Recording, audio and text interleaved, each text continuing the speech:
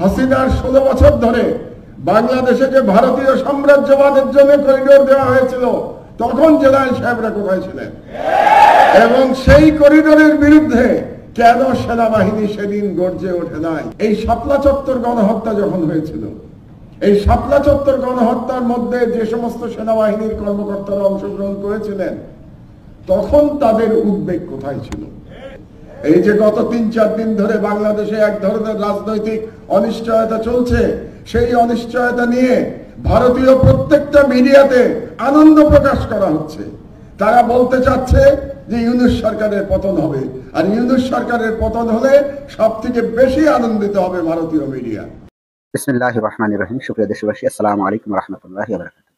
গত 2 দিনে ডক্টর ইউনূসের পদত্যাগ নিয়ে সারা দেশে যে গুজব ছড়াচ্ছিল, অনেকটাই মানুষের চিন্তা চেতনার কেন্দ্রবিন্দুতে উক্ত ঘটনাটি পৌঁছে গিয়েছিল।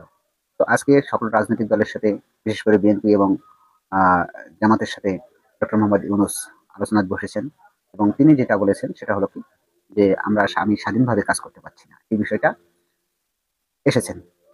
তো আমি এই যে ভদ্রলোক জনাব মাহমুদুর রহমান মান্না সাহেব যে ভিডিওর প্রথমেই আপনাদেরকে দেখালাম, সে বিষয়ে আমি যে একটা কথা বলতে চাচ্ছি, যে জেনারেল ওয়াকার তিনি যে বক্তব্যটা দিয়েছেন বিগত 2 দিন আগে, যেটা বর্তমান সংকটের জন্য অনেকটাই দায়ী।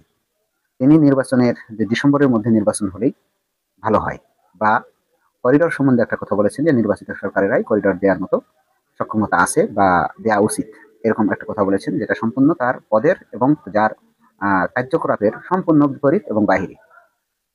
এই যে সে একটা প্রশ্ন করেছেন, তো মাহমুদুর রহমান মান্না সাহেব কথা বলেছেন যে বিগত হাসিনার আমলে, বিগত 15 বছরে যখন বাংলাদেশ ভারতকে করিডোর দিয়েছিল, তখন কি এই ওয়াকার ছিল না?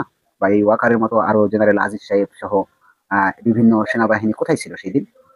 এবং যখন ভারতের রয়েরা বাংলাদেশে অবাধ বিচরণ করলো এবং নির্বাচনের জন্য ভারতের থেকে বাংলাদেশে এসে সুজাতা সিং বা ভারতের যেসব দায়িত্বপ্রাপ্ত লোক সরাসরি এসে বাংলাদেশের নির্বাচনে হস্তক্ষেপ করলো, তখন এই সেনাবাহিনীর স্বতন্ত্রতা বা সততা গিয়েছিল কোথায়?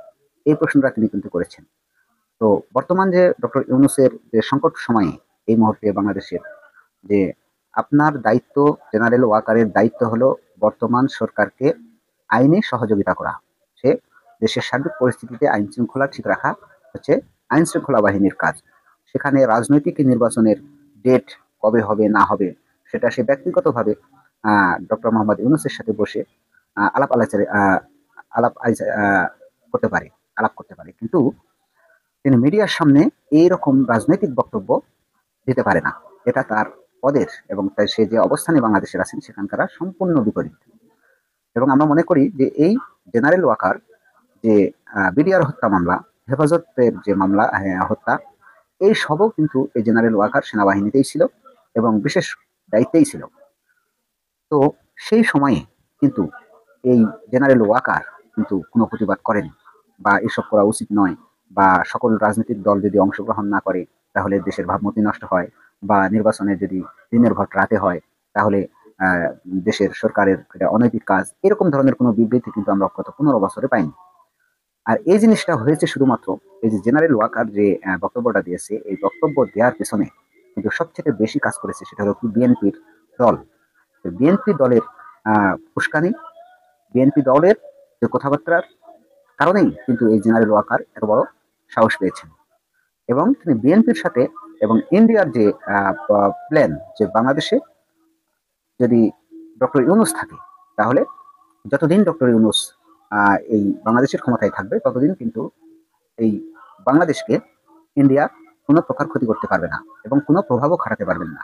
যার কারণে ইন্ডিয়া চাচ্ছে যত তাড়াতাড়ি সম্ভব ডক্টর ইউনূসকে বিদায় করা যায়। যেহেতু আওয়ামী লীগ এখন অনুপস্থিত, সেহেতু তারা ভর করেছে হলো বিএনপির উপরে, এবং বিএনপি এবং সেনাবাহিনী জেনারেল এই ওয়াকারের মাধ্যমে তারা ইন্ডিয়া এই ডক্টর মোহাম্মদ ইউনূসকে একটা চাপ প্রয়োগ করতে চায়, যেটা জাতি ইতিমধ্যেই সারা দেশব্যাপী বিষয়টা প্রকাশ পেয়ে গেছে।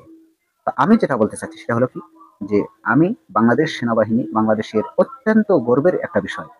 বাংলাদেশের যখন পুলিশ বা আনসার বলেন বা যে কোনো প্রশাসন বলেন, যখন কোনো হস্তক্ষেপে যখন এদের যে বিতর্কিত বাংলাদেশের জনগণের সাথে যে তাদের বিতর্কিত কর্মকাণ্ডের যে পরিবেশটা বা সবাই যখন মনে করে, তখন এদের কিন্তু আহ, বাংলাদেশের মানুষ আর বিশ্বাস করে না, বিশেষ করে পুলিশ এবং বিজেপি যখন ভোট আসে বা ভোটের সময়ও বিজেপির লক্ষণ আমরা দেখেছি। কিন্তু বাংলাদেশের সকল মানুষ কিন্তু একেবারে আশার একটা কেন্দ্রবিন্দুতে এবং আশা বাংলাদেশের স্বাধীনতা এবং সার্বভৌমত্বের রক্ষক হিসেবে, প্রাণ হিসেবে এই সেনাবাহিনীকে তারা ধারণ করে। এবং বাংলাদেশের সেনাবাহিনী তাদের নিজস্ব কর্মকাণ্ডের কারণে সারা পৃথিবীতে, যেমন জাতিসংঘের শান্তি মিশনে কিন্তু দক্ষতার একটা ভূমিকা বাংলাদেশের সেনাবাহিনীর কিন্তু সুনাম আছে। এইরকম একটা মুহূর্তে, এই সংকটময় সময়ে বাংলাদেশের সেনাবাহিনীকে কিছুতেই আমরা এদেশের কারো পক্ষে উচিত হবে না বিতর্কিত করার।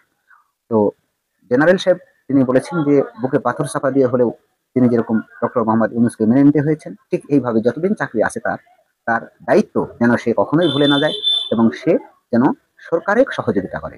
সরকারের চাকরি করে তো রাজনৈতিক বক্তব্য দেওয়া যায় না। তো আমি ডক্টর সেনাপ্রধানকে আমি বিশেষভাবে অনুরোধ করব যে তিনিও অনেক শিক্ষিত মানুষ এবং তার মেধা এবং প্রজ্ঞা অনেক আছে, এটা আমরা বিশ্বাস করি। কোনো কিছুর কারণে যদি বাংলাদেশ যদি ক্ষতিগ্রস্ত হয়ে যায় আপনার কারণে, আমার কারণে, বা কোনো রাজনৈতিক দলের কারণে, তাহলে এই বাংলাদেশ হয়তো অনেক বছর আবার পিছিয়ে পড়বে এবং বাংলাদেশের যে সুন্দর অর্থনীতির একটা ধারা চালু হয়েছে সেটা কিন্তু অনেক বাধাগ্রস্ত হবে। তাই আমাদের সকলের, সব রাজনৈতিক মহল এবং সামাজিক যেসব সংগঠন আছে এবং প্রত্যেকটা নাগরিকের বাংলাদেশের উচিত হবে ডক্টর মোহাম্মদ ইউনূসকে সার্বিক সহযোগিতা করা এবং দেশ সংস্কার করে এবং তারপরে দেশে নির্বাচনের দিকে যাওয়া। তো ধন্যবাদ সবাইকে। আসসালামু আলাইকুম রহমতুল্লাহ।